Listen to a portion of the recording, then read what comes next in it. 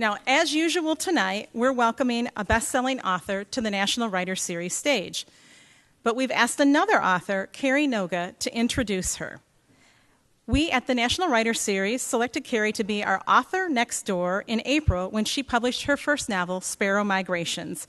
It features a 12-year-old autistic boy as the main character, and it's been a local bestseller. Carrie will also donate half of the proceeds from her book sales tonight to Temple Grandin's foundation, which seeks to support families with autistic children. So please consider both supporting a local author and the good work of our headline guest. And now, Carrie Noga.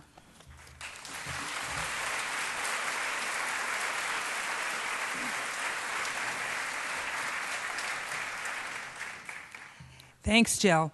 It's a privilege to be selected as an author next door, and I'm also so pleased that Dr. Grandin has agreed to accept the donations to her foundation. Sparrow Migrations, as Jill said, is about a 12-year-old autistic boy, Robbie Palmer, who becomes fascinated with birds after he witnesses the Miracle on the Hudson plane crash. Birds, which caused that real-life event, become to Robbie what I imagine horses and cattle were to Temple Grandin some 50 years ago, when as a teenager she discovered her life's passion for working with animals. I'm also the mother of an autistic child, so before I ever wrote about one, I lived with one. My son is now almost 8. I know many of you here tonight are also parents, grandparents, teachers, spouses, and other friends and family members who love someone, child or adult, who just happens to fall on the autism spectrum. To all of us, Dr. Temple Grandin is an icon and an inspiration. Current estimates are that 1 in 88 children fall on the autism spectrum. But in 1950, when Temple Grandin was diagnosed at the age of 3, autism was almost unheard of. The professional prognosis must have been dim for a child who is nonverbal except for her screaming tantrums, a child who rebuffed others, and who most preferred to spend hours alone spinning on a swing. That's how Dr. Grandin describes herself in her first book, Emergence, labeled autistic. But thanks to the advocacy of her mother and key teachers, as well as her own determination, Temple Grandin's prognosis did not become her fate. Today, she holds a PhD in animal science and is a professor at Colorado State University. Her expertise designing humane livestock handling facilities is sought worldwide. She is one of the most in-demand speakers and interviewees, not just in the autism community, but in contemporary culture at large. She's appeared on stage at the International TED Conference and opposite journalists from Larry King to Katie Couric. Her life story received perhaps its widest audience in 2010 through the HBO movie Temple Grandin, starring Claire Danes. Dr. Grandin is also the author of several books on her dual passions, animals and living with autism. Her latest, The Autistic Brain, Thinking Across the Spectrum, was published just last month. Joining Dr. Grandin tonight to discuss that latest book and her life is Laura Honhold, executive editor at Byliner. The leading publisher of short digital books, Byliner specializes in fiction and nonfiction stories that can be told in a single sitting, read in a single sitting. Best-selling Byliner authors include Margaret Atwood, Amy Tan, John Krakauer, Ann Patchett, and Buzz Bissinger, who many of you may remember from his appearance here at the National Writer Series back in March. Prior to Byliner, Laura worked at Outside Magazine, Time Inc., and the New York Times. Their conversation promises to be rich and engaging. Please help me give a warm National Writer Series welcome to Laura Honhold and Dr. Temple Grandin.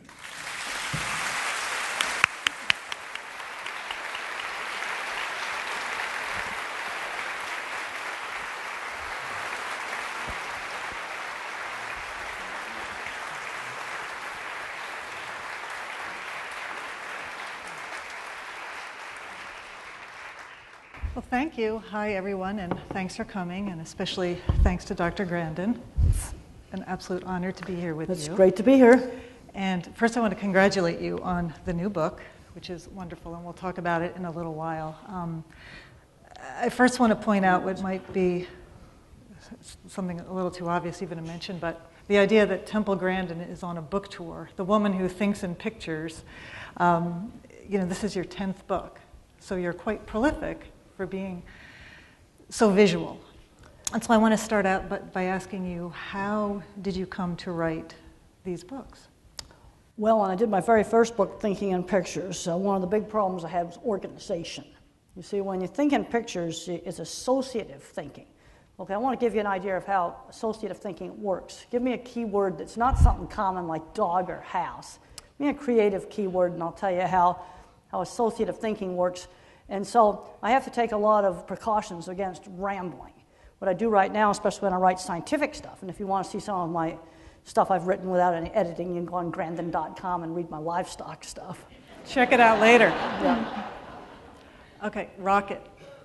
Rocket. Okay, I'm seeing the space shuttle taking off. I'm seeing the Soyuz taking off. I'm seeing model rockets that I had when I was a kid. And Model Rocket Club was one of the few places where I wasn't teased when I was in high school. So now I'm seeing kids tease me. Okay, see how I got from rocket to being teased? This Model Rocket Club was the only place I was not teased.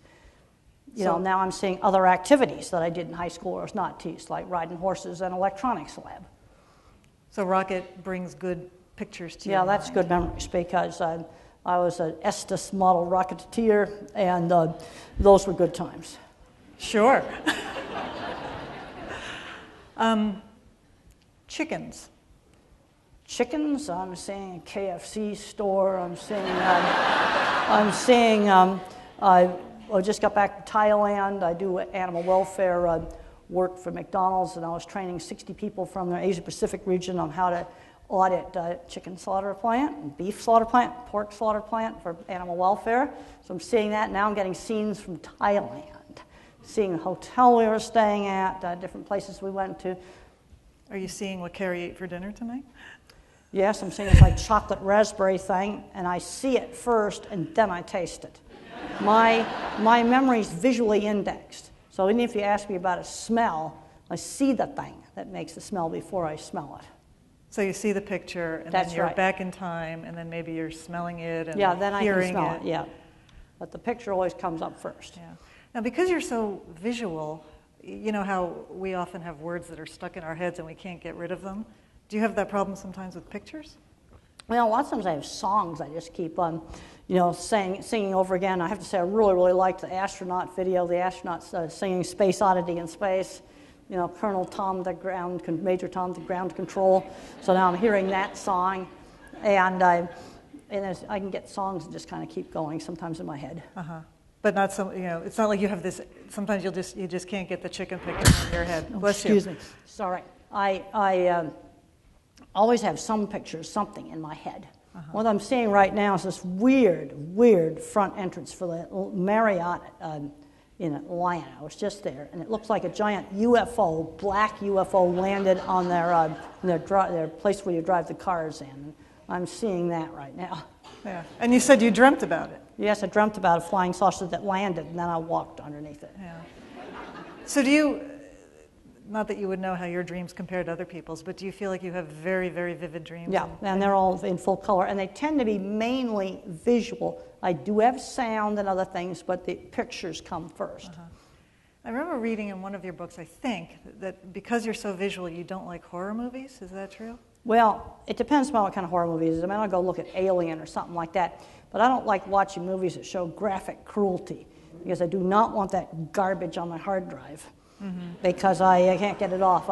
I think there's a big difference between showing like graphic cruelty and showing, okay, you shot some space aliens. I mean, it's not the same thing. Right. Yeah, like a serial killer Or movie. you take, that's kind of stuff I don't want to see. Yeah. But you take a movie like The Matrix, they had a lot of guns there, but they mainly they were very cruel to granite columns in an office building. That sort of thing, that's like cartoon stuff. So I want to come back, because you were saying that a big challenge for you with writing is organization. Well, I have to use outlines. What I have to do now, and I learned a lot from Betsy Lerner, one editor for Thinking in Pictures, was make an outline. I can't do more than 2 double-spaced pages without another outline header to stop rambling. And that's what I do now. I do like if I do a review article on cattle handling, and you can look some of that stuff up on Grandin.com, is I got to have a whole lot of outline headers, and then that stops rambling. And where do you get your book ideas? Like your idea for this book, for instance? Well, the main thing that got that book going was I'd done all these brain scans over the years. So I thought it'd be interesting to kind of go through my odyssey of brain scans. But then the other big part of that book is the different kinds of minds. Now, I've talked about this before in things like my TED Talk, visual thinkers like me, mathematical thinkers, word thinkers. But in the autistic brain, I actually found scientific research that backs up that there's 2 kinds of visual thinking. There's the object photorealistic visual thinking like me, more the art mind or industrial designer mind. And then you have the more pattern thinker, visual spatial, where you're located in space. That's your mathematical mind. And they actually use different brain systems, and there's been studies that show that there really are these 2 kinds of thinking. And when you get diagnoses like autism or dyslexia or ADHD, you tend to have more uneven kinds of skills. I had observed this for years, but in the autistic brain, I did some surfing one night on the internet, and I found a whole treasure trove of papers that backed up what I was saying. Now, your brain scans, which are shown in this book, you show pictures. You as a visual thinker, are your brain scans different from the pattern thinker or the verbal thinker? Well, we haven't gotten to that point. Now, I've got some big extra visual circuits. If you go on USA Today, type in USA Today Temple Grandin, you can really see a big circuit sprawls all around the brain. I got some cerebrospinal fluid in the left parietal area that kind of really wrecked math. You might ask, well, why am I doing all these scans? Well, why do people explore? You want to look. So a new kind of scanner comes available, so you take a look. And I get asked all the time, well, is what you show up in those brain scans, is that your destiny? I think that innate abilities have the biggest effect on the extreme ends of the spectrum. Like you got some individuals with autism that are not going to be able to talk. You got some 3rd graders that are math geniuses. And those 3rd graders need to be advanced forward in math and not held back. Middle of the road people, maybe Malcolm Gladwell's more right there. A lot of practice and access to the resources. But I think on the extreme ends of the spectrum, that's where innate abilities do matter. When 1968, I had access to the same computer that Bill Gates had access. I wanted to program it, I just couldn't do it. But visual things, that's the stuff that I excel in. I'm a big believer in build up on the kid's strength. Right. My ability in art showed up in around 3rd or 4th grade. My mother always encouraged my ability in art, and I was encouraged to do lots of different projects, not just the same horse heads over and over again. Yeah. I want to talk about your childhood a little bit because, as people might know, you started out not speaking. No speech until age 4. And some doctors advised your parents to put you in an institution. Well, I was the kind of kid that back in the 50s, they just took kids like me and put me in an institution. But fortunately, my mother went to a really good neurologist in Boston that referred her to a little speech therapy school that 2 teachers taught out of their basement of their house. And I got the same kind of therapy that they're doing today. Now, you take kids on the milder end of the spectrum, I can think of kids I went to school with that would be labeled mild autism or Asperger. This is the kid where there's no speech delay, but they're socially awkward. And they've always been here. Yeah. And do you remember learning to talk? I can remember the frustration not being able to get my speech out. I had a hard time getting it out. And one thing that showed up in the brain scans is that there was less bandwidth in my circuits for speak what I see and speak what I hear. Circuits are smaller. And I couldn't get speech out. It's very, very frustrating. Which may be why you're having tantrums. Well, also. yeah, if you can't communicate, you're going to have tantrums. Yeah. And do you remember feeling relief when you were finally able to communicate? Well, my speech came in slowly. It wasn't like all of a sudden. And then you have another kind of kid that's echolalic. They can yak out all these TV commercials, all these scripts off of things, but they don't know what it means. In other words, speech output's working fine. I had trouble with getting speech out. Echolalic kid yaks it out, but the meaning in the brain is not hooked up. It's something different. Yeah. And so after you became verbal, you went to general ed schools, right? Yes, I did. I went to a small elementary school. It was a little private school. I had 12 kids in the class. It was a regular ed school. and mother and the principal got together, and they just decided that they could work with me. And, old-fashioned 50s classroom, that worked for me. Yeah, and you say this, and I think it's interesting. You credit a lot of where you are today to that 50s upbringing. Well, in the 50s upbringing, manners were pounded into kids, and mother had a really good idea how much to stretch me. I'm seeing too many kids today. Well, little Timmy doesn't know how to order a hamburger at McDonald's. Little Timmy doesn't know how to shake hands. See, those things just have to be taught. And when I was like 8 years old, I'd put on my Sunday school dress, and I'd shake hands with my mother's dinner guests and serve them hors d'oeuvres. You see, and that was really good for learning social skills. And there's a scene in the HBO movie where I go up and I get the editor's card to get my first article in the Fire Ranchman. I actually did that. And people say, well, how did you have the guts to do that? I think some of that goes back to serving hors d'oeuvres at my mother's dinner parties. And you said you talk about having such a hard time in high school, how you were... Oh, teased. Horrible. Worst part of my life. Had to be taken out of a regular high school. Got kicked out of 9th grade because of... So you were expelled? Yeah, I was expelled from a large girls' school for throwing a book at a girl who teased me. She called me a retard. She deserved it. And I ended up going to a special boarding school for gifted kids with problems.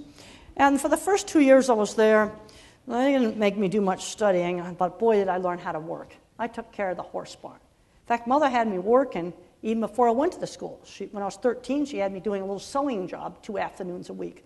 I'm a big believer in teaching kids work skills.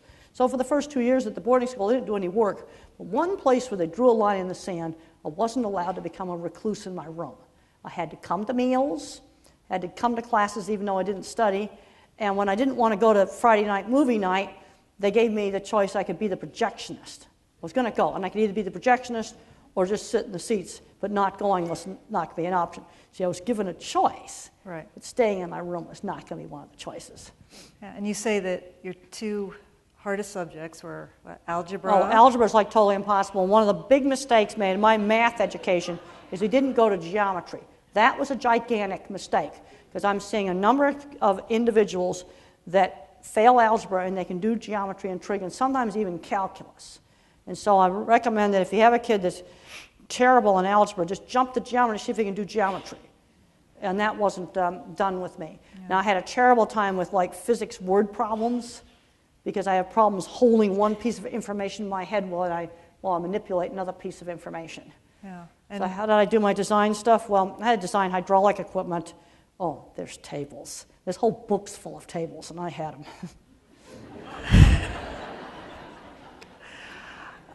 And you also had trouble with French because it was, you think in pictures, so you can't necessarily think. I did terrible in French. I got a D in French, and then had to get through math class in college because back in '67, math was finite math. That was the required class. Matrices, probability, and statistics. With a ton of tutoring, I was able to do that. I would have been sunk if it had been college algebra. But college algebra just wasn't the fad in '67. Yeah. And it was also at this boarding school where you met one of your most important mentors, Mr. Carlock. He's Dr. Carlock in the movie. Yeah, he got an honorary doctorate. And he actually was a NASA space scientist. And he gave me a lot of interesting projects to do. This is where a mentor-teacher can really turn a kid around. And one of the things I think is so bad that they're doing in the schools now is they're taking out the hands-on classes. When I was in elementary school, sewing and art were my favorite things, and then I got to take wood shop. Then all through high school, all the hands-on things. I think taking the hands-on classes out, like auto mechanics and welding and wood shop, and it's absolutely the worst thing. In fact, I just talked to you.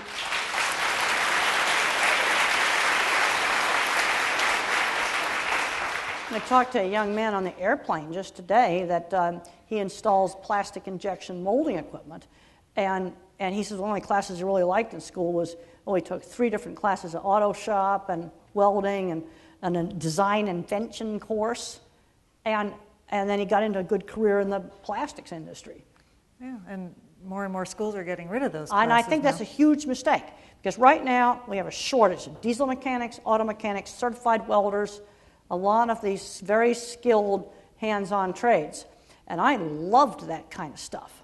And I think taking those classes out is really wrong.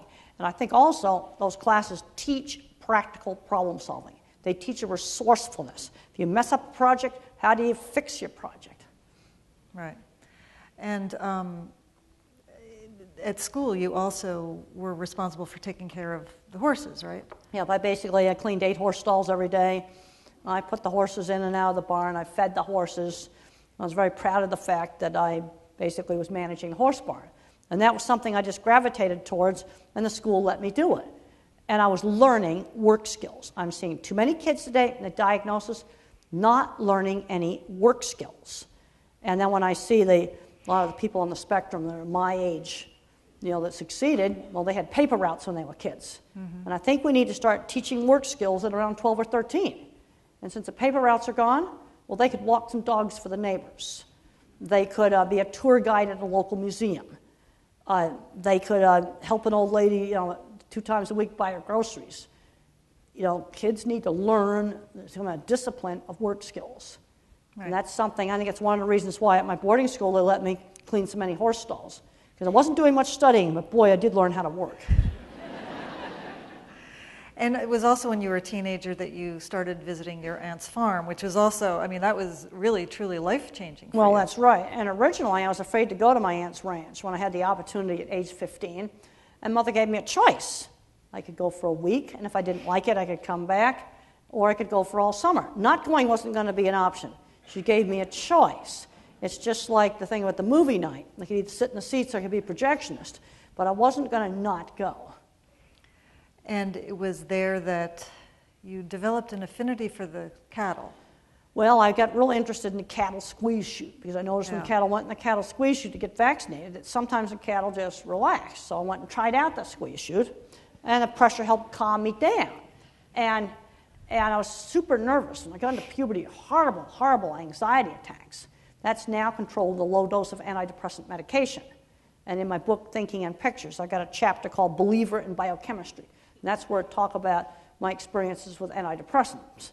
And in the movie, I was eating all this yogurt and Jell-O. Well, that's because I had colitis attacks. Well, that all stopped when I went on the antidepressants. It's got to be a low dose. You take too high a dose, you'll get agitation and insomnia. You got it down to you got it all figured out. Yeah. So the cattle chute, you went into it and you noticed that it calmed you. Yeah, that's and it right. freaked out your aunt, right? Well, then I built a device I could get into that applied pressure. But there's a certain segment of people on the autistic spectrum where deep pressure over big parts of the body calms them down. And another thing that helped calm me down was getting lots of exercise. That's another thing that helped me.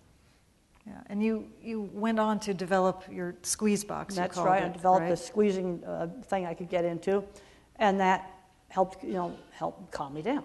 Yeah. And where was it that you were having trouble having it in your room? At high school or college? Well, yeah, the movie kind of exaggerated a little bit. It didn't get thrown in the garbage can. It actually got put in storage.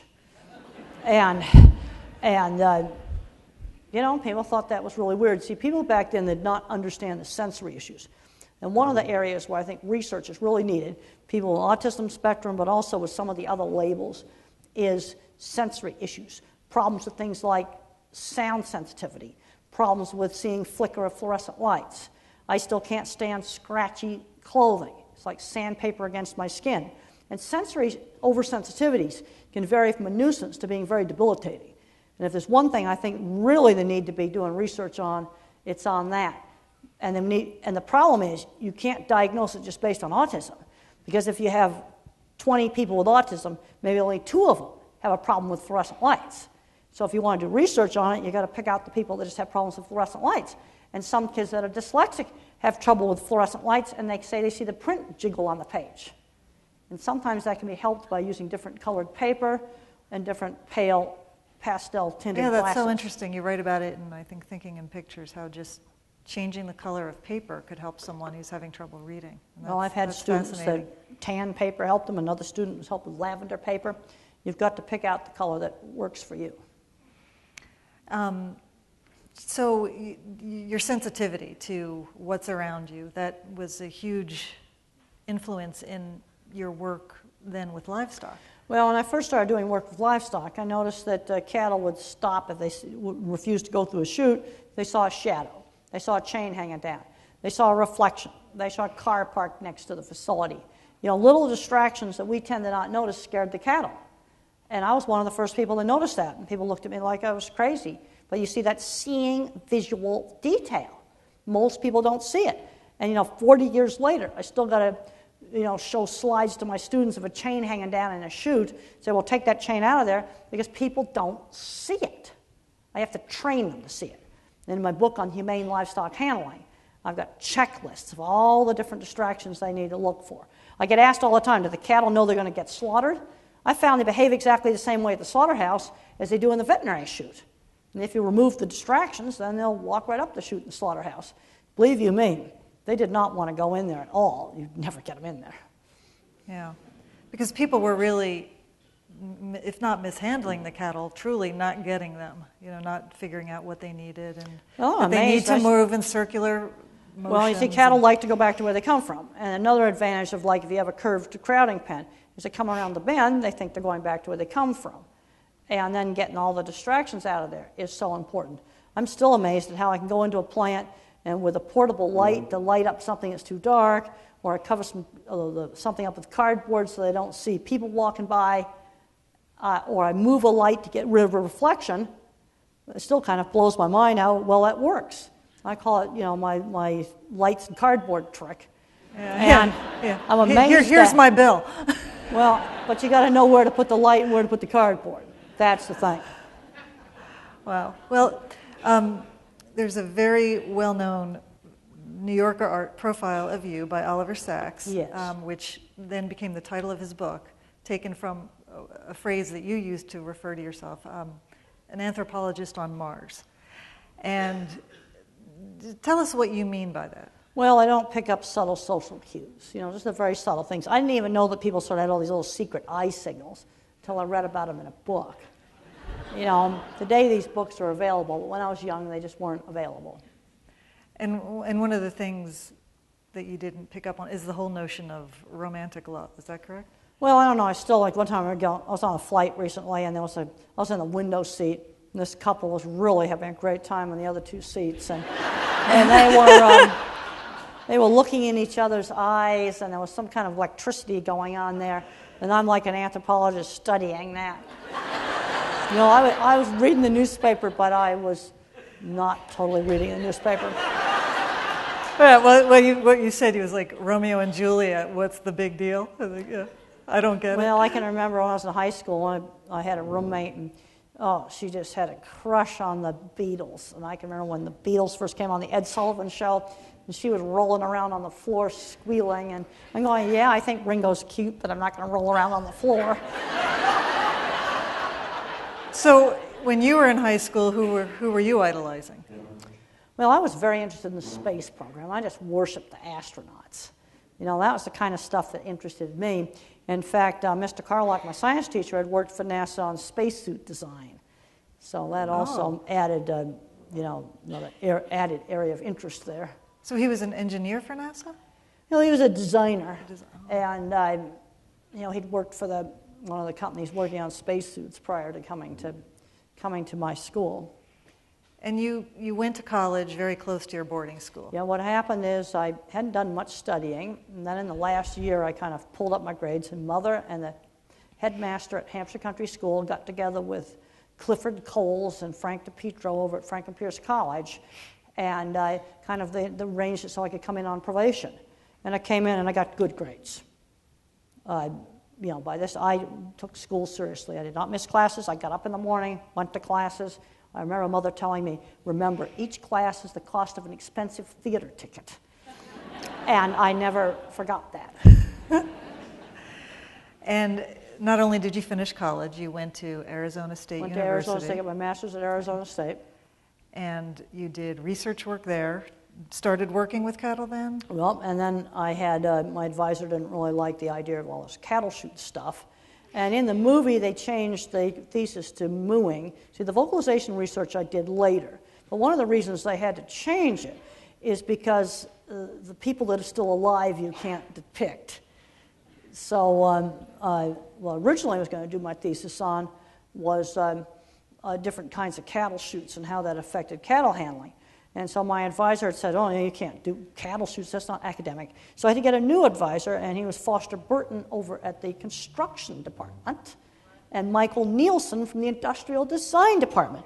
Because what I do with visual thinking is industrial design. And I'm getting very concerned that all of this emphasis on STEM is going to block out us visual thinkers. But let me tell you, the engineers need us, because the Fukushima nuclear power plant would not have burnt down if there had been a visual thinker on the staff, because when I found out why those plants melted down, I couldn't believe it. They went and put their emergency generator that runs a super important emergency cooling pump in a non-waterproof basement. I'm not kidding. And those big diesels drowned, and the pump and the electric boards all drowned along with it. And that's why we had, the worst reactor accidents in history due to a visual thinking mistake. I can't make a nuclear reactor, but I would not make that mistake. Let's look at Steve Jobs. He was an artist, and he worked with the engineers to make the inside of the phone and the iPad work. You say a number of times in your books that people who are primarily verbal people, like myself, we're missing this very obvious stuff because we're so busy thinking verbally rather than Well, what I find is that people that think verbally tend to overgeneralize. It just blows my mind, I don't care whether I'm doing an animal behavior talk or I'm doing an autism talk, when people ask me questions, it's so overgeneralized, I can't possibly answer it. They'll say things like, my child has behavior problems in the classroom, or my dog is crazy. And I get these kind of questions all the time. Well, I don't even know how old this child is. I don't know what kind of a problem he has. Now, if it's little kids that are nonverbal, I can just say tons of early intervention. But once you get past that point, there's no way I can answer behavior issues in the classroom without asking a lot more questions, find out exactly what the child's doing in the classroom. Or the dog is crazy. Well, is it a happy little dog jumping on you? Or is it a dog that's biting people? I've got to know what it was doing and when and where it was doing it. Right. People tend to overgeneralize. Yeah, you talk about in one of your books the video where people are at a basketball game and they're so intent on the game that they miss the lady in the gorilla suit running around on the sidelines. Yeah, you can actually look that video up on YouTube. It's called the lady in the gorilla suit. Now, of course, if you been told about it, you're going to see it. What they were told to do is to count how many baskets were shot. And if they don't know this video, most people don't see the lady in the gorilla suit run by because it's so busy counting the baskets. Wow. So I'm so interested in how you started your career. You started your career back in the 60s as an autistic woman in a very macho profession. Well, actually, my career stuff really started more in the 70s. Started out with going out to feed yards and just handling cattle. And there's a scene in the movie where they put bull testicles on my car. That happened. So that really happened? That happened. I was kicked out of Scottsdale Feed Yard.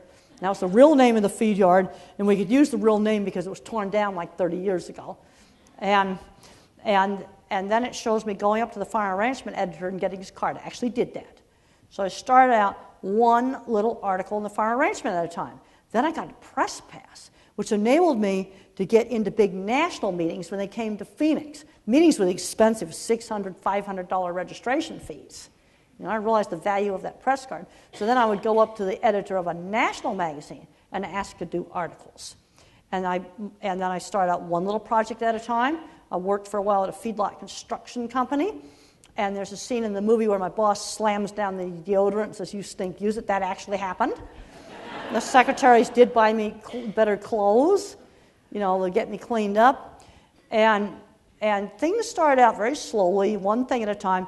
And one thing I learned was to sell my work rather than myself. And in the HBO movie, there's a drawing on the desk when I'm trying to sell them the guys the system that has cattle animated over it. That's one of my actual drawings. See, when you're a weird geek, the way you sell yourself is showing off your work. And people would look at my drawings and they'd go, "Wow, you designed that?"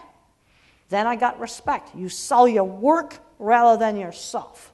That was something I learned really, really early on. Yeah, and there's one guy in the movie. I presume he's no longer living since he's not portrayed very kindly. The sexist guy who didn't want you around. Oh yes, that actually happened. Yeah, that happened. That scene was really real. So you like that? I mean, that movie, it was a great movie. Well, all the projects in the movie were accurate. All of, like the gate you could open from the car, the dip vat, squeeze machine, the optical illusion room. I actually did all those projects. Those are accurate. Mm-hmm. You said, I don't know if it was at Arizona State or your doctorate program where you were studying pigs. Yeah, that was my doctorate. Your doctorate. And I thought it was so touching. You had to euthanize your piglets that you were studying. Yeah. And I imagine that was hard for you? Yeah, that was. And so how is it going day after day when you are working your livestock job? Well, I get to thinking about, I think about, going to the slaughter plant and the cattle die. Now, of course, everything dies eventually. One thing it kind of has done is made me look at my own mortality. Hope I've done some things. My life hasn't just been trivial. And we got to remember that those cattle would never be born unless we raised those cattle. They would have never have existed at all. But we've got to give those animals a life that's worth living. I feel very, very strongly about that. And now what I'm seeing, some of the biggest problems is, I've got to fix things out at the farm. The slaughterhouses were the easiest thing to fix. In fact, if you want to see how plants work, you can go on YouTube and go to Beef Plant Video Tour with Temple Grandin and Pork Plant Video Tour with Temple Grandin. And you can see how this stuff Don't works. miss it. What are your thoughts about factory farming in general? Well, I think there's some things that they need to change, but you can't totally get rid of large-scale farming. There's some real extreme confinement things like gestation stalls where the sow can't turn around while she's pregnant. They're really jammed in small battery cages, but I just don't think we can put every pig outside and every chicken outside and things like that. And there are some good alternative systems like electronic sow feeders, group housing. You do have to change the genetics of the sow because we've gone all these years with the sows that live in a box, so there'd been no genetic selection. For girls that would get along with each other, you have to do a little genetic selection. And there's some new colony house systems. It still is a cage-type system, but they have some amenities that hens want, like a private nest box. Hens like to hide when they lay their egg. That's a natural instinct. When they lived in the wild, the hen that hid didn't get eaten by the fox. Give them perches, give them a little place to scratch on. There's some things that need to be changed. In fact, if you want to see the hen cam, you can go into U.S. West Poultry. You can also look up some of these new systems on the Big Dutchman website. I was there yesterday. I got to do a talk next week to food service providers, and they want to see what these systems look like. So I was getting pictures off the internet. Do you notice a difference in basically the treatment of animals, cattle versus sheep versus chickens? It seems like chickens have an especially tough life. Well, the things where there's been most controversial of the animals has been sow gestation stalls. And you need to differentiate between a gestation stall and a farrowing. Farrowing stall is where she has the piglets. The gestation stall is where she lives when she's pregnant. And in the gestation stall, she can't turn around for the whole time that she's pregnant. And that's just a degree of confinement that 2/3 of the public just are not going to accept. And you need to get rid of it. And then the other thing is really small chicken cages, where they're so cramped the chicken can't even stand up in a normal posture.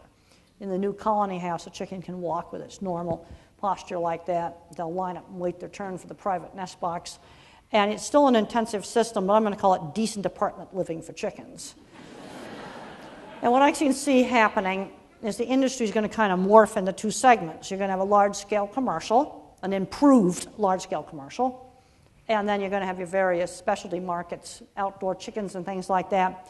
But we're not going to be able to get eggs for our low-income folks from some of those outdoor chicken systems. We've got a lot of low-income folks in this country, and I think eggs are a necessity. They're not a luxury, they're a necessity. And the problem is, if we get too crazy in this country, where we do stuff that just isn't practical, the industry's going to go off in other countries. Do you know that half of all the eggs you eat is a liquid egg? It's in bakery goods and things like that. And I'm really concerned about, this would go in another country and then you can't control what's going on. Right. And could you ever see a day where we're not eating meat, we're making meat? Like there are those test tube hamburgers in the news. First of all, making mammalian protein, I can't think of a dumber thing to do. And the reason for that is that you have, mammals have to maintain that body temperature and eat a lot more food. If you want to make protein artificially, you'd be better off just genetically engineer some scallops with no shells, and they can grow in cold water, and that would make a lot more sense than trying to make mammalian protein, because a mammal has to eat twice as much to maintain the warm-blooded compared to a scallop. Mm-hmm. And there's no animal welfare issues with scallops. There's not enough nervous system there to worry about. Yeah. And you yourself eat meat. I got to eat a certain amount. I got a metabolism that if I don't get a certain amount of animal protein, I just cannot function. My mother's the same way. We got to have some, heavy-duty animal protein in the morning. And there's no way I could be a vegan. I'm the O-positive blood type. And it's just no way that that's going to work. Yeah. And I think there's genetic differences in the ability to tolerate a vegan diet. And also, we need our B vitamins. There's getting to be research now with things like choline and the folic acid. Those things are very, very critical to prevent developmental problems. Do you try to eat organic when you can, or do you? I travel 90% of the time. I got to eat what's, where I'm at. I don't eat. When I'm at home, I shop at Whole Foods, but boy, I sometimes shop, I like the contrast. I'll shop at Walmart sometimes, and I'll shop at Whole Foods, and boy, that difference in the price. I know. If you're working at a low-income job, you're going to be shopping at Walmart. It's just that simple. Yeah. Now, you live in Fort Collins, yes, Colorado, where you teach. Colorado State University, Department of Animal Science. I teach a course in livestock handling. Been doing that for 23 years. I have my students actually design a facility. And I'm getting more and more students now that are pre-vet, maybe pre-pet veterinarian. They're not going to need to design a cattle facility, but having them actually design this, it's practical problem solving. And I think that's a good thing for people to learn. It isn't, there's various different ways you can lay it out that will work. Yeah, it's hands-on, the type of thing yep. you're talking about. And then I also have an internet assignment where I make them pick out a real narrow subject in animal behavior. And they can pick anything in animal behavior, but it's going to be narrow. Because they've got to learn how to dig deep into the databases and use things like the citations on Google Scholar. And I'm finding about a third of the students have no idea how to do that. I have another third where that's a good assignment, and then I have another third where this is kind of an elementary assignment. But for 2/3 of the students, my internet searching project's really good, and they got to give me 2 journal articles off of PubMed, 2 off of Web of Science, 2 off of Google Scholar, and 2 off of Science Direct on a narrow subject that they can pick. Wow. Are you a hard grader? I'm not all that bad of a grader. I'm very tough on students that cut classes. I say, I got to be here. I said, I'll come in, fly in, teach the class, That's turn right around and go to the airport again. I got to be here? No, you got to be here. It's like a job. You got to be here. And then the other thing is I tell them, if you turn your homework in early and I don't like your homework, you can redo it. But I still find that 2/3 of the class turns it in on the last day. And I Imagine that. And I tell them, I said, now after that, there's no excuses. I've only excused 2 students. A broken leg I excused, and a death in the family I excused that. But other than that, no chance to change it if they turn it in on the last day. Mm-hmm. 2/3 of them still wait until the last day. Yeah. But I bet you're popular. Your class is always... Yep. And I want my students to learn, and I really emphasize observation. I really emphasize what's this animal looking at? And I'll show them, I've got a picture of the entrance to a big beef packing plant. Shows the cattle going up the chute, and I ask the students to tell me some things about this picture. And they say, yeah, there's a chain hanging down, but about over half the people don't see 3 people standing right where they should not be standing, right in front of the cattle. Sometimes the most obvious is the least obvious. Right. And what do your students go on to do typically, professionally? A lot of students are going on to be veterinarians. A lot of them will go on, ranching, work in various industries, livestock industries and stuff. That's what a lot of them do. Then I also have some students from equine, and some of those stay in equine, and therapeutic riding is getting really popular. In fact, CSU is planning to build a therapeutic riding center named after me, which I'm really proud of. And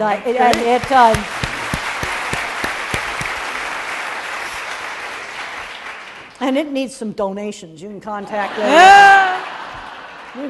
the Colorado State University Equine Sciences Department.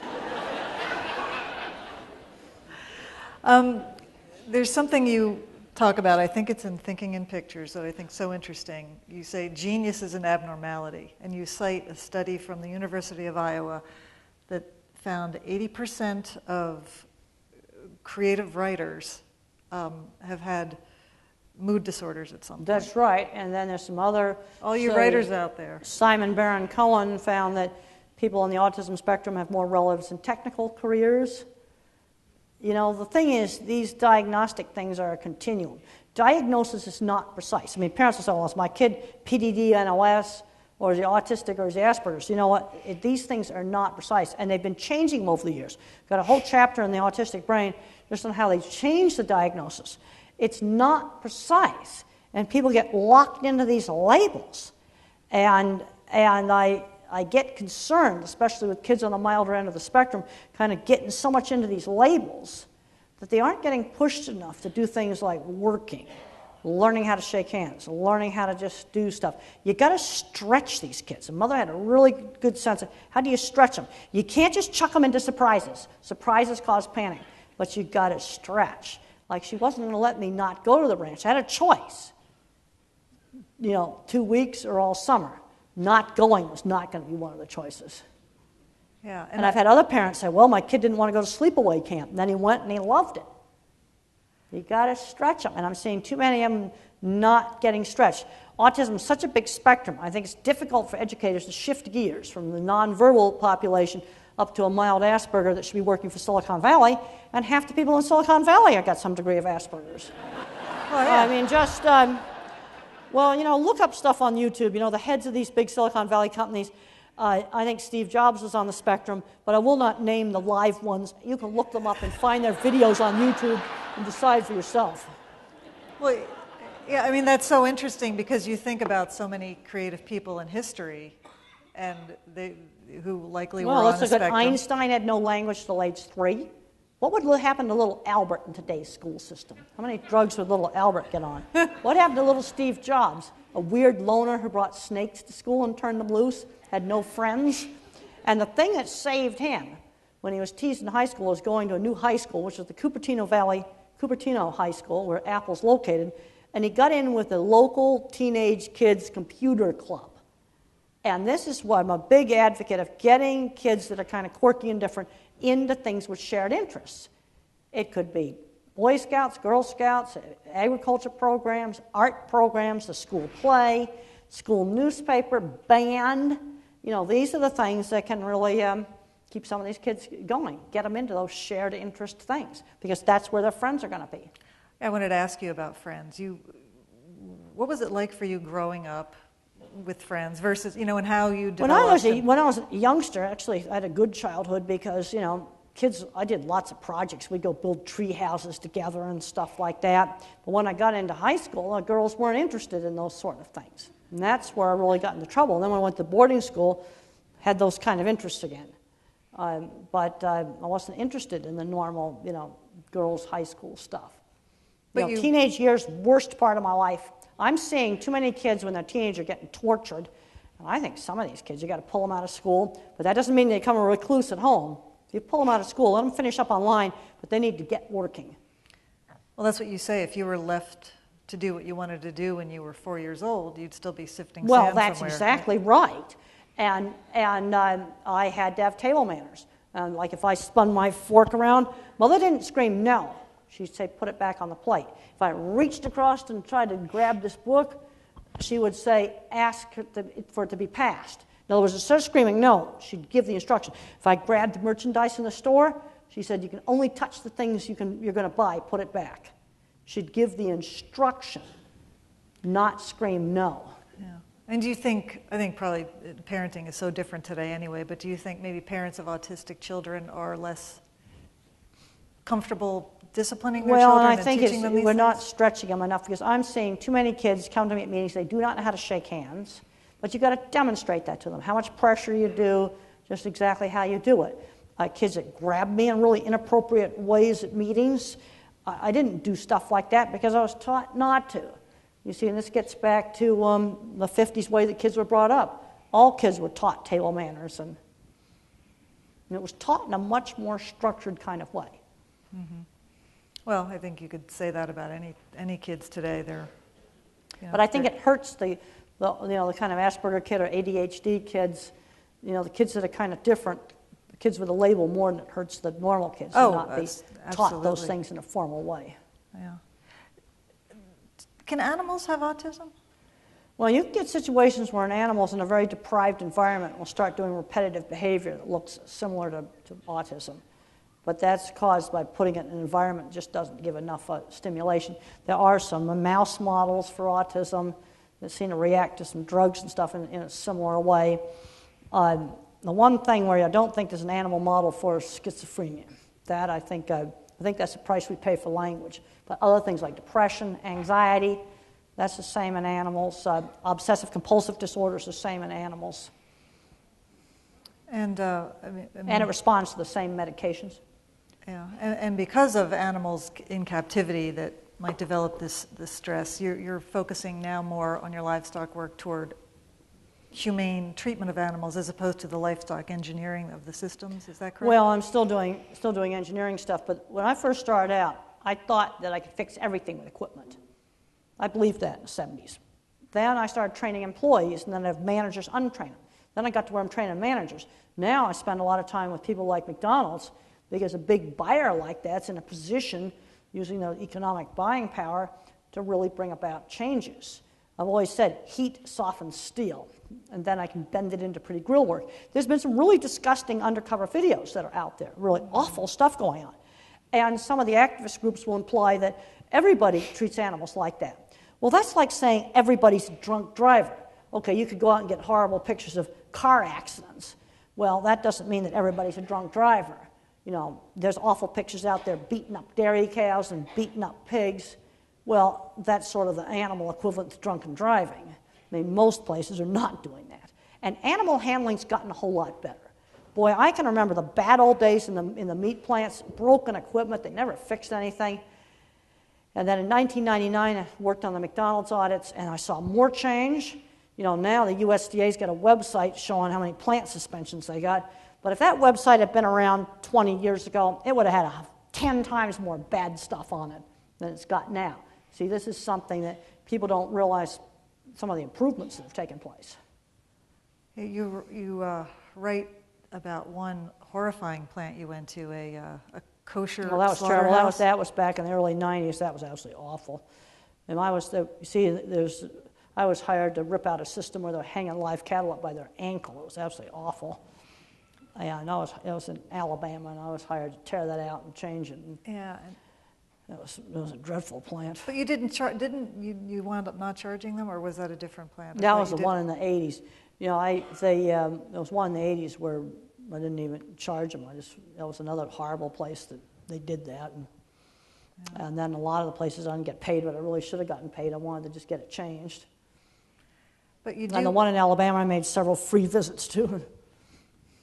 But you do stress that you think it's important for the people who are actually slaughtering the animals, they need to be rotated.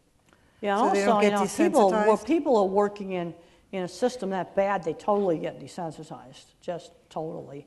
And the other thing, you can't understaff and overwork. I get asked all the time about line speed. Are big line speed plants bad? No, what's bad is overloaded equipment. And that can happen in a high-speed plant, that can happen in a low-speed plant. If a plant is set up right, well, the biggest plants in this country run at 390 cattle an hour, which is about the speed that cattle walk. It's about this fast. And if it's set up correctly, it works just fine. And on the beef plant video tour, that one's running probably 250 an hour. And you yourself have killed cattle. Is that true? Yeah, I have. I haven't done it lately because I probably can't pass the audit. So I developed a numerical scoring system for scoring, and you fail a McDonald's audit unless you can shoot 95% on the first shot. You fail the audit, and I don't think I can pass the audit, so I don't mess with it anymore. Was it hard to do emotionally? Yeah, I can remember the first time I did it, and it was back in the 70s, and I can remember the people at the plant go, "It's now time for you to do it," and yeah, that was really difficult. Yeah. I didn't want to use the K word. Yeah. Do you have a favorite? Are cows your favorite animal? Beef cattle's my favorite animal. How come? Well, people tend to like the animal that they work with the most, because I know lots of people where pigs are their favorite animal. And beef cattle was, the agricultural animal that we started working with first. We started working with it. We did have dairy cows at my high school, and I did learn how to milk them by hand. I want to get back a little bit to what might be causes of autism. You talk about how it's probably, we don't really know exactly. It's probably a combination of genetics and environment. Well, the genetics is complicated. Tons of little tiny code variations in code involved with brain development. It's a complicated quagmire. One thing that is showing up is that a deficiency of things like folic acid, at the time of conception or an early pregnancy can increase developmental problems.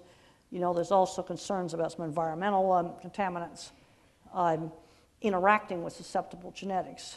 Mm-hmm. But I think some of the mild autism is just increased detection. Because I can think of kids I went to school with that would be definitely would have been labeled Asperger's today. In fact, in the diagnostic manual, 5th version, they're taking out Asperger's and replacing it with social communication disorder. But it's still the same thing. They're saying, well, that's not autism. But I think they're doing that to try to cut down on the amount of people they have to do services for. Yeah, it's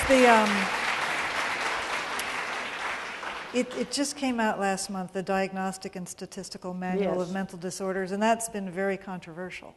Well, and there's other controversial things in there too, like they've shortened the requirement for when grief becomes clinical depression.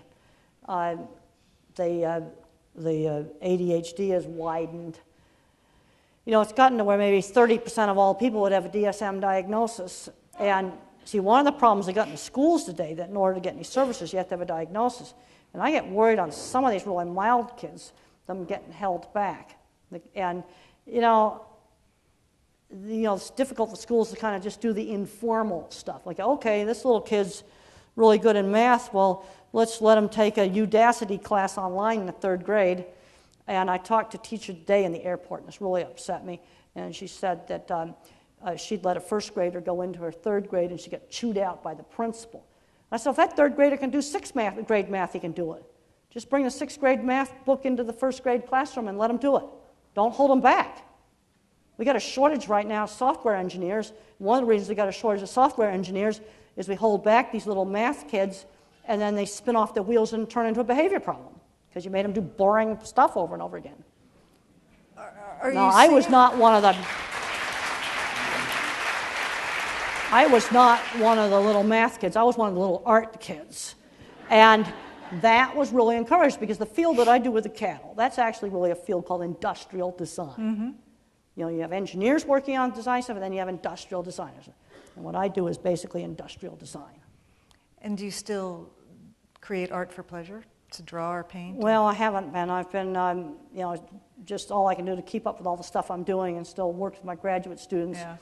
We just finished up some interesting research on looking at how mama cows, individual differences in how mama cows defend their calves. Some are much more vigilant and defend their calf more than others do. Some are slacker cows? Now, there are slacker cows, and in fact, out of about 200 cows, there was 3 cows that could care less about their calf. That's not good. The coyotes and the wolves are going to eat those calves. Oh. You're saying that the art was a big thing, but I read that your maternal grandfather invented the autopilot for airplanes? That's right. My grandfather on my mother's side was a co-inventor of the automatic pilot for airplanes. And he worked with a guy named Andrew Nickian, who came up with the idea of making 3 coils in a pattern like this. He actually had to get Andronikian out of the mental hospital. And they worked in the attic over the trolley car maintenance barn in Springfield, Massachusetts. Garage type, inventors. And during World War II, that autopilot's in every plane. It's still in every plane as a backup. Wow. Do you remember him? Yes, I remember him really well. And we'd go visit Granny and Grandfather, and we'd have Sunday dinner, a little formal Sunday dinner. And then I'd go in the library, and I'd ask he was grandfather. He didn't like being called grandpa. Grandfather science questions like, why is the sky blue? Why do the tides go in and out? Why is grass green? And he would explain it to me. Wow. And that was just so interesting. And then my favorite book when I was a little kid was about famous inventors. And you remember the title? It was just a book? It was a little children's book, and it had little stickers that you stuck in. It was written probably at about a 4th grade level. Had a lot of pictures in it, and it might have been famous inventors. I don't remember the title. I just remember what some of the illustrations looked like in the book, and it had things like Samuel Morse and the telegraph, and it had Elias Howe and the sewing machine, and the steamship and the cotton gin and 6-shooter pistol. These were some of the things that were the inventions. Yeah. And what do you like? Edison was in it. What do you like to read now? Well, I like to read science fiction. I'm probably going to go to the new Superman movie. I got to try to get that seen over 4th of July weekend. Yeah, and you saw Star Trek, right? I saw the Star Trek movie. I really liked the Mr. Spock, but the guy that did Lost did the plot for that, and there's too many plot twists. Oh. It just got to where it was sort of like the end of Lost. That just got stupid. I was a Lost fan for 3 years, and I thought the ending of Lost was so ridiculous. So growing up, you loved The Man from U.N.C.L.E. Yep. And Star Trek, and obviously. Classic Star Trek. Oh, I was an absolute Star Trek fan. Because you sort of related to Mr. Spock. I relate to Mr. Spock because he was logical. And another thing that's good about Star Trek is it actually had really good underlying, good morality themes and ethical themes. And why The Man from U.N.C.L.E.? Well, it was just all the gadgets, and it was just, kind of silly. The Star Trek actually was, a bigger thing for me than The Man from U.N.C.L.E. So you watched Lost. What do you watch when you watch TV? Well, I watched 60 Minutes. That's when I pay bills during 60 Minutes. No other shows, no Walking Dead or... No, I read about them. I spend a lot of time on planes reading. I'll buy 3 newspapers, a Business Week and a Time, and then on a long flight I get all of those read. I just vacuum up information. And so it's true, there's that scene in the movie where you're looking at your French textbook and you basically have instant recall with that. Well, Are you like it that, isn't or? quite so sudden, but when I can remember my biology notes, when I took my biology exams, I could actually see the notebook in my mind and read my notes off the notebook. I'm not able to do that as well as I used to be able to do that. Now, if there was something secret, boy, I'd remember that. I remember one time down in Australia, they had this secret cattle handling system, and I wasn't supposed to see it. And I got to see it for like 5 seconds, and that got remembered. Well, it's funny because you speak at one point in one of your books how you can't lie. You're unable to lie, but it seems like you're a little sneaky. Can't lie. Tell the flying saucer story from school. Well, I can't lie unrehearsed. Oh yeah, I pulled a great I pulled a great flying saucer hoax in high school, and I made a flying saucer out of cardboard, kind of classics 50s style with a dome on top. That was a Dairy Queen dish with a light in it. And I got up on the roof of our building, and I had painted a wire with black ink, and I had it on the end of a pole. And when Jackie and Becky, these 2 other girls, had just turned out their lights, I went, I swung it in front of the window. They didn't see it. Then I swung it in front of the window again, and they screamed. And I got back down to my room, and they said, well, I saw a flying saucer. It was as big as a house.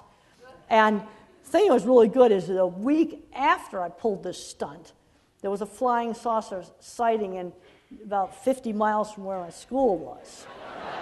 It was a copycat. And then when I graduated, I brought out the cardboard and tinfoil flying saucer, and I said, well, this is what you saw outside your window. So do you like to play practical jokes? Well, I'm not doing that kind of stuff now, but that was kind of a practical joke. Mm-hmm. What do you, I know you're on the road all the time, but when you're home, what do I do when I'm at home? What's a typical day? Madly answer all the correspondence. I was working on getting chapters finalized for a textbook on livestock handling and transport, trying to get them all together and get them emailed to the editor. Writing up, I get some questions from a reporter, I'm trying to write that up. Writing an article for Meat and Poultry magazine, as I do a column for that. I got to get a column done for Autism Digest, just trying to get caught up on all the work. That's pretty much what I do at home now. Mm-hmm. But sometimes you'll go to the movies. Oh, I'll go to a movie. I got to, over 4th of July weekend, I want to see the Superman movie. I want to see that. Yeah, but you also said you don't take vacations. I don't really know what that word means. In fact, if you look at the departure board at the Denver airport, the big departure board, all the destinations, I've been to every destination on the entire departure board in Denver, except for about 3 vacation destinations, like Cancun, places like that I've not been to. Oh. But do you have favorite places that speak to you? I mean, Yeah, it's interesting you were raised, you're raised on the East Coast, and now you're obviously very Western. Yep. Is it just happenstance, or do you like the West better? Well, I like the West, and I came out my aunt's ranch when I was 15. That's when I found out that I really liked the West. I'd never been in the West before. I was strictly an Easterner. Yeah, I mean, do you like being out in nature, or? Yeah, I do, and I'm not doing those things now. I'm spending most of my time riding the airplane. Yeah, and you're getting on an airplane pretty soon, right? Yes, tomorrow morning at 8 o'clock. Oh. Well, I have so many more questions, but I know everyone here has a ton of questions also. So I guess we'll start taking some questions from the audience. Okay. Thank you for coming. To what do you attribute the increase in autism in? I think on the mild end of the spectrum, most of it's increased detection. I can think of students I went to school with that I know would be diagnosed as, mild Asperger's. This is where there's no speech delay.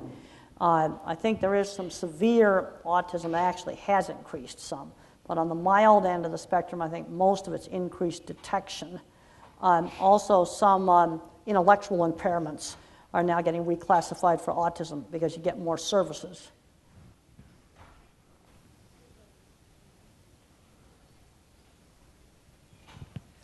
Thanks for coming to Traverse City. We're really glad you're here and very honored to be here tonight. I have a question for you about fiction, because I'm a big fiction fan.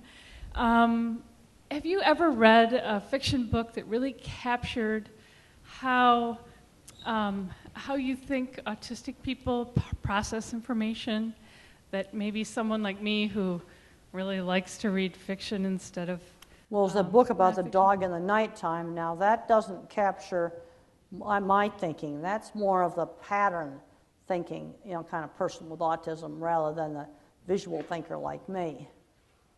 And what about science fiction? What's your favorite science fiction book? I really liked a lot of the Arthur C. Clarke, some of the David Brin I've really liked, Isaac Asimov. Anyone else? Hi, and thanks again for coming. When you mentioned the pattern thinking and also your ability to visualize your science notes, it makes me think of the movie Rain Man. Did you watch that? Did you like it? Yes, I did. In fact, I had a chance to have lunch with Dustin Hoffman to explain to him what autism feels like, the anxiety problems, sensory problems. And now he's a savant, a true savant, and that's only about 10% of people with autism are true savants. Hi, I'm a third grade teacher, and I had a student this year who could read 130 words a minute, very fluent, but did not recall or couldn't explain the parts of the story and what was happening in the underlying inferential meaning. And I'm wondering if you have any suggestions on how to address the hidden meaning, the inferences, the higher level thinking. Well, you've got to start out with the real simple, concrete things. Okay, I really like books where there's a lot of description. Okay, let's just say it's a story about a race car driver. Okay, you can ask things like, okay, what kind of car does he drive? What color is his suit that he wears? Start out with very concrete things before you try to get into more abstract sort of stuff. Okay, let's say it was dog sleds and explorers, a long time ago going to the North Pole. Well, how many people were on the expedition? Let's just start with those kinds of simple things, and I think you'll get a lot more out of them. Because when I was in high school, I had a hard time comprehending some of the stuff going on in some of the Shakespeare we had to read. And the thing that helped, what helped me? Classics comics. Yeah, so you have the visual and the verbal with Well, those. you see, and explain the story in a more simple way. You see, you use words like inferential. I don't even really know what you mean by that. You'd have to give me an example. You'd have to give me an example of inferences. That's too vague. But you see, the only way I'm going to learn that hidden meaning is you'd have to like take a story and then dissect it and tell me what the hidden meaning is. And when I was in college, I took an English literature class where the professor actually did that, and he explained what the hidden meaning was. And then by doing that, I got a much better idea of how to find out the inferences. I'm going to butt in with a quick question. Speaking of that, do you enjoy poetry? Because poetry is so visual. Can you read a poem? Some poetry I really like. I like music with lyrics. I probably relate more to that than I do to poetry. The other thing you got to remember in reading comprehension is basic knowledge. I was reading a thing about a reading test. Okay, if you come from Texas, and in this reading test they talk about slalom skiing and gates. If you don't know what slalom skiing is, how could you even understand that? Or let's say you're from another country and they're talking about touchdowns in American football. If you don't know what that is, you wouldn't understand that. There's a certain amount of knowledge you have to understand stuff. If you think of something really elementary, if you didn't know what a car was, you wouldn't understand it. Now that's in the experience of most people. Yeah. Thank you for coming. I'm from 2 hours north. My nephew was just diagnosed last year, and while we're making progress, my sister and I are finding it very hard to find sources on the local level to help him achieve the goals. And how old is your nephew? He just turned 4. We did find a school for him that is working more one-on-one with, and he's made great progress. You've got to get these little kids. This is one where the little kids, every researcher agrees, 20 or 30 hours a week of one-on-ones, to kind of pull them out of it, get them talking, and if you can't, you may have to get some volunteers to help you. Right, we're making some great progress, but I'm wondering if you would have any known sources online outside of what I've found, Autism Speaks, some other things that I could possibly, potentially, somewhere in my future, because it's my goal to create that access to that resource on a local level. Well, I have a book called The Way I See It, which is a whole lot of little short articles just on how to work with kids with autism. Some people find that helpful. I always recommend joining any local support groups because they know where the resources are in your area. I don't. So then you get the problems where you're out in a rural area and there aren't any resources, and there's a lot of rubbish out on the internet. There's the good websites and then there's the rubbish. Hi.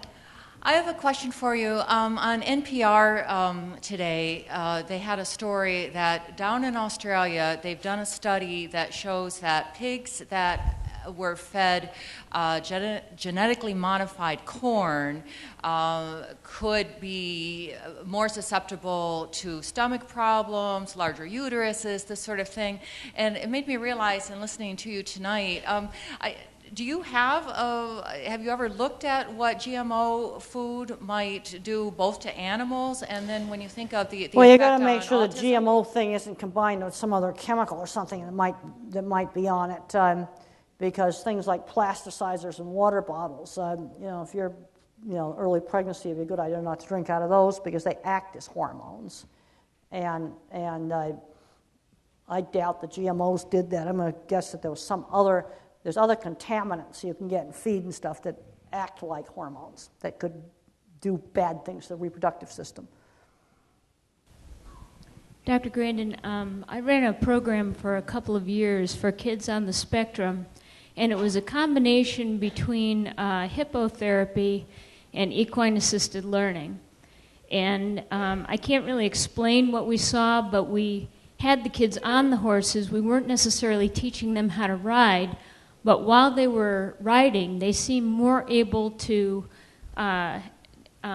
overcome sensory challenges. Lots of people have observed things like first words coming out. It's because when you're riding, you're doing balancing and rhythm at the same time. And that's really, really helpful for a certain subgroup of kids with autism. Horse activities are really, really great activity. Could you talk a little bit more about the regulation that the kids found? Well, it needs to be studied. See, one of the problems in studying a lot of these sensory things is if you took 20 kids with autism and you take them over to the stable, there's going to be 5 kids that hate horses because they're afraid they're going to whinny and hurt their ears. So they're not candidates for it. You see, but there seems to be a certain subgroup where it's really, really beneficial. You see, and this is a sensory thing. And one of the things that's needed in studying this is you can't just assign subjects to treatment based on autism diagnosis. You got, okay, now what kind of sensory problems does this kid have? Does he have vestibular problems? And I think sensory issues are one of the top things that ought to be researched. We got thousands of papers on, that the social circuits in the brain are messed up. We need to be doing a whole lot more on these sensory issues. But they're going to have to be diagnosed based on a specific sensory issue, so you're not mixing apples and oranges together and not getting any results because of that. And that's what needs to be done find out, okay, what separates the kids that respond well from riding to the ones that don't. There's a certain subgroup that's terrified of the horse because it's scared it will whinny and hurt his ears.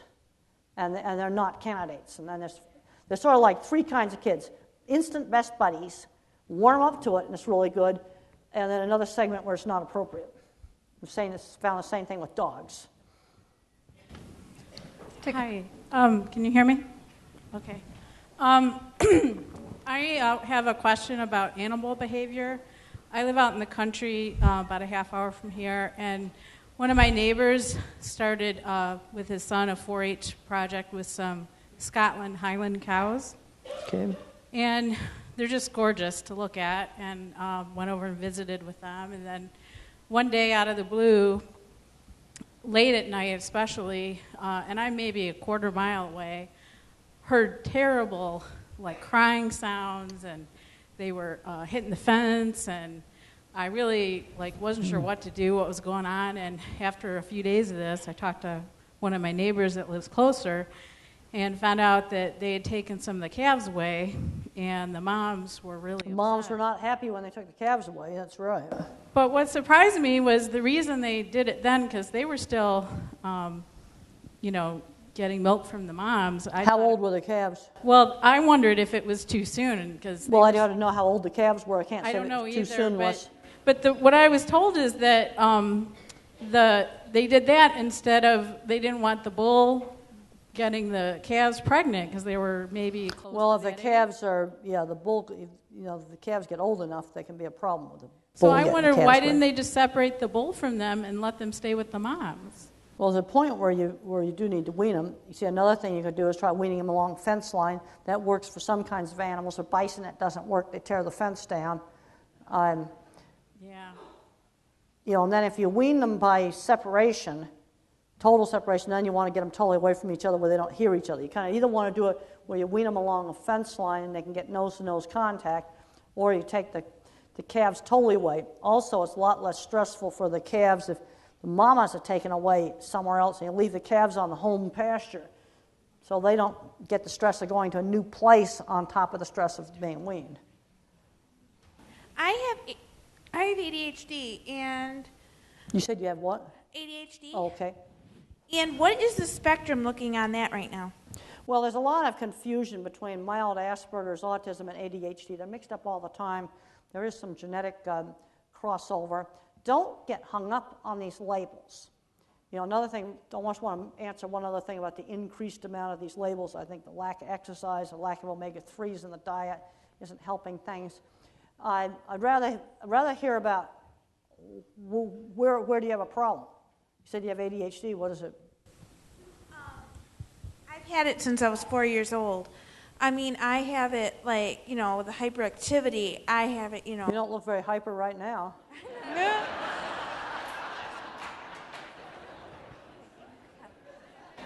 But yeah, I've had it several years. But, I mean, I was wondering, do you have any suggestions? For ADHD? Yes. Well, I would need to know where you have a problem. See, that's an example of not having enough information. I really can't answer that because I'd have to question you a lot more to find out where you're having a problem. With my focus, you know, with the focus of different things. Like focus when you're doing what? Work? Well, what kind of work? Work with different places, you know, just my focus. Doing what task? This and that, yeah. What kind of a task? You said you have difficulty focusing. You know, for some people, background music helps them focus. For other people, background music's terrible. See, this is where things are really variable. And the other thing I always say is how much exercise you're getting, because I do 100 sit-ups every night on the bed, and I hate every one of them. But it's helped me to sleep. You do that now? Yes, I do that now, and I find another thing, I pop a little magnesium at night, and that also helps me with sleeping. That's an easy thing to do. I have a question. I'm noticing a lot, I have a child with autism, and he has friends that are autistic. Why is it when they get upset, they still relive it like 2 hours later, 2 days later? Like you can't seem to get them to move past it. They might move on to other activities. Well, if you're a visual thinker, you just keep playing the video over and over again. You know, if I did stuff like that, I used to go, well, if I had just done this wouldn't have happened, you know. And you're playing it over and over and over again in my head, every little which way I can think up to play it. Do you have an opinion on casein-free, gluten-free diet and benefit for diminished sensory issues? It helps some people. There's a subgroup where those special diets seem to be helpful and tends to work the best on people with gastrointestinal issues. And if you want to try it, a 3-month trial is all you need. If it doesn't work in 3 months, it's not going to work. But they seem to be helpful to a certain subgroup. And see, this is another problem on studying that. If you try to just study that based on the diagnosis of autism, you're going to conclude that the diets are useless. I've seen it work on too many people. I'd say it's maybe 10% of people with an autism label. I have a question for you. My son is 15, and he's on the more severe end with autism, and he's made a lot of progress, so he's got words now. He can tell you what he wants, but what he can't do is tell you how he feels, both physically and emotionally. And I wonder how that fits in, or how do you tap in to help someone so you can tell that he's in pain, but he can't tell you where he's in pain, or you can tell that he's upset, but you don't know if he's sad or mad. Yeah, you see, this brings up an important thing, hidden painful medical problems. You know, there's been a lot of situations where somebody that's nonverbal, only partially verbal, all of a sudden gets a hidden painful medical problem like acid reflux heartburn, can't tell you about it. And there's a tendency sometimes for doctors to go, well, he has autism. You know, rather than going, well, maybe we need to make sure he doesn't have gastrointestinal problems or constipation. I had a teacher tell me that this kid was like sitting with his legs pulled up in the classroom, really weird, and he was constipated. Now, you've got to make sure you don't have some kind of hidden health problem, a toothache, an earache, yeast infections. These are all things that can make you really feel lousy. That's one of the things. You've got to rule that out. As far as in the communication process, is there a way to tap in, like with you thinking in pictures or the pattern thinkers, is there a way to tap in to help them to be able to express those feelings? Well, sometimes picture boards work that have different kinds of faces on it. Sometimes that works. He's got to understand what happy and sad mean. Okay, happy is okay. You went out to go get your favorite ice cream or whatever. That'd make you happy. The sad. Different things that can make you sad. See, everything is learned by specific example. It's bottom-up thinking, it's not top-down. So getting back to the thing about the inferences, the only way I can learn these inferences would be for the teacher to take specific literature, and this is what my English teacher did in college, and he'd explain what the hidden meanings were. You see, then if I get enough of these hidden meanings explained, then I can start to understand it in a new thing. Thank you. Yeah. Yes, I'm a general ed teacher, and I'm wondering, I know you don't like generalities, but we have so many children who are high functioning, definitely belong in my room. I feel like they're slipping through the cracks. What are your top 3 sensory suggestions you would tell me to do with every child in my room that will really specifically target the one those? thing that I would do is get rid of 60-cycle fluorescent lights. If I could do one thing to the environment, that's it, because that bothers some of the ADHD kids. That bothers some of the dyslexic, some of the kids labeled dyslexic. It can bother some of the kids labeled learning problems. There's probably about 10 to 20% of men that have a problem with that. That'd probably be the single most important thing to do. And, if kids are fully verbal, you want to ask them if they ever see the print jiggle on the page. And if you have kids you suspect that have visual processing problems, if you've got windows, get those desks over by the window. So we'll blot out the fluorescent lights, let them wear a hat. You can turn the lights off and turn them off. And the other thing is a lot of these kids have trouble with a lot of noise. So it's okay to wear a headset maybe in the cafeteria. But the headset needs to be off for half the day, otherwise the ears get more sensitive. So when it's quiet, you got to get it off. But it's okay to wear it in some of the really noisy things. There's also some children, and this is variable, I liked stripes and bright patterns. But there's other kids that just hate them. Things like checkerboard patterns, a lot of stripes and things like that. For some kids, that's bad. The thing is, like a lot of bright decorations on the walls. For some kids, that's the best thing you can do. For other kids, it's bad. But I think universally, if I could ban fluorescent lights, that would be, my single most important thing I'd want to do in the school environment is get rid of the fluorescent lights. If I could do only one thing, that would be it. Do you advise at schools at all? Well, I do a lot of talks, and I say the single physical thing, like when people ask me, how do I design a school for autistic kids? Well, I want to get no fluorescent lighting, and try to avoid don't have a black and white checkerboard floor, where you have extreme contrasts of light and dark. I'd want to avoid that and try to avoid materials that might make allergic reactions. Like cheap wallboard's got formaldehyde in it. I've got problems with some of that stuff. That cheap wood paneling's got, there was those FEMA trailers they had to recall because there was so much formaldehyde in the cheap plywood. Well, you don't want that kind of stuff. Hi. If you do ever, when did you start recognizing emotion? Happy, angry, sad? My daughter seems to, she watches movies and somebody will be crying, she seems to laugh. I understood those very basic emotions like that. What I didn't understand is the more subtle things, like someone's rolling their eyes, meaning they kind of disapprove of you. Those are the things that I didn't understand. Some of that stuff they just got to be taught. That what those different facial expressions mean. Thing doesn't come by instinct. You've got to just teach them. Do you have siblings at all? Any siblings? Yes, I got a sister a year and a half younger, and then I got another brother and sister that are like 5 and 6 years younger. I'm struggling. I just had a newborn, and sometimes she really, really like wants to touch him, pet him, love him, kiss him. Other times he'll cry, and she gets so upset. Well, you see, when the baby cries, it might be hurting his ears. I think it's just the sound. And sometimes, you don't know if babies can be unreliable. You never know when they're going to cry.